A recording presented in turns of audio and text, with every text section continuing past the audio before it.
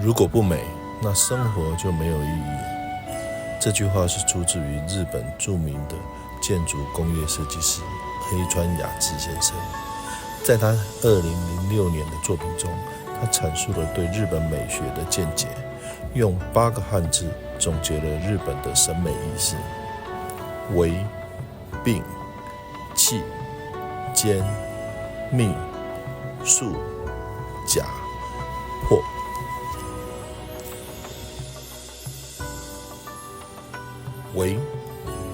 为形容日本对美的追求，以微小处着眼，以小处看整体。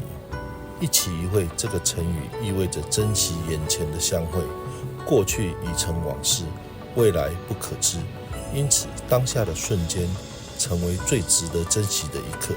这体现了日本人在时空观上无常与永恒之间的矛盾统一。宇宙虽然宏大，但对你我来说，眼前的你我就是整个世界。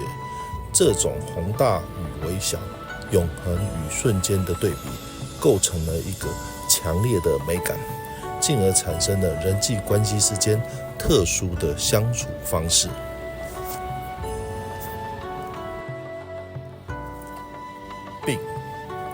病体现了日本人包容的一面，在个体关系中，个体之间有着和谐的关系；而在审美之中，病不强调唯一性，而是并列并行。西方古典艺术中，因为宗教的因素，一元论的中心文化倾向非常明显。譬如说，大量的绘图中体现出来的场景。而日本作为多神论的宗教文化，在约束中推崇多元并立。黑川先生以江户时代的名作《燕根屏风》为例，里面多个人物以相同的透视比例并行展现。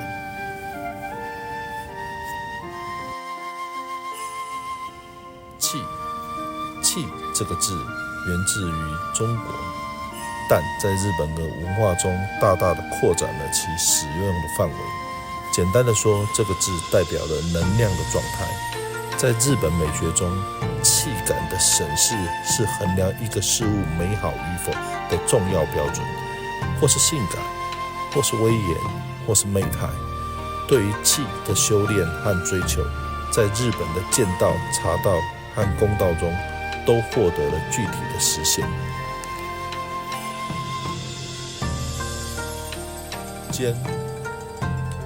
间指的是主体和主体之间的空间状态。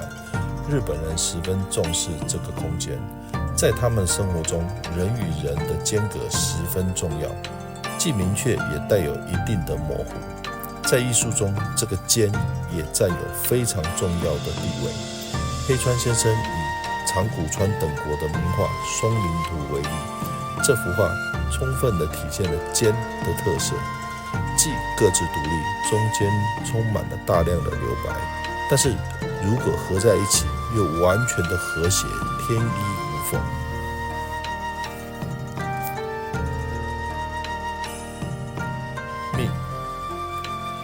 命是指有意无意地隐藏于不显示于人的部分。在日本的和服文化中，穿着和服的女性最性感之处是不经意露出的后颈。日本人认为，这个最大程度上体现了女性的性感。命也是对于阴影和黑暗带来的美感。和室里朦胧的字画，逆光投影在纸窗上的剪影，黑色的餐具承载了昏暗灯光下的事物。这些美好的事物一旦暴露在明亮的光线下，反而会显得俗气无聊。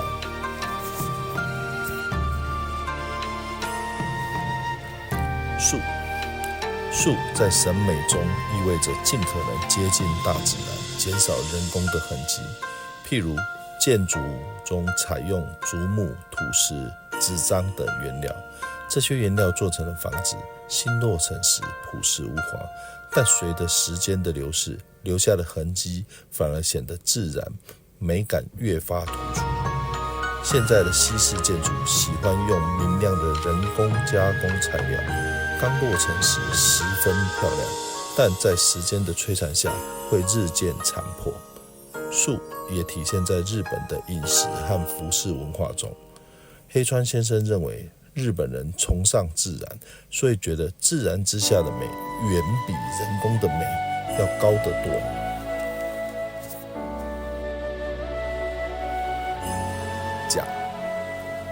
假是借的意思，在日本文化中，对于眼前具体的事物并不完全看重，因为佛教的影响，日本人觉得一切都有可能轮回流转，所以不会执着于眼前。正因为无常，才有美的存在。就像樱花会凋谢，所以才会显得美。永葆美丽，不会凋谢的樱花还美吗？许多事物都用借的眼光来看，反而可以看出真来。日本的建筑设计中，假这个观念运用的最普遍。黑川先生身为建筑师，认为在建筑设计中，假是他使用最多的字。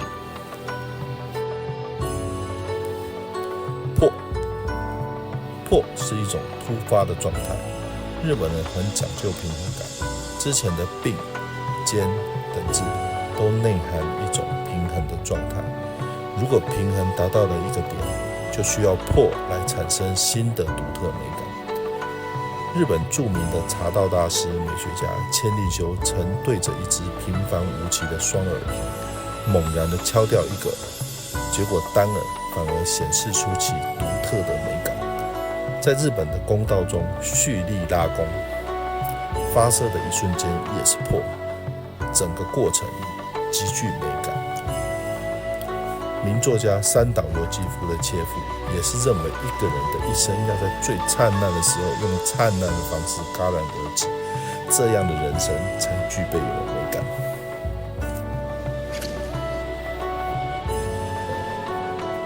为、并、弃、兼、密、数、假、破这8个汉字是黑川先生心目中日本美感的所在。如果你有兴趣，欢迎阅读黑川先生的8个日本美学意思。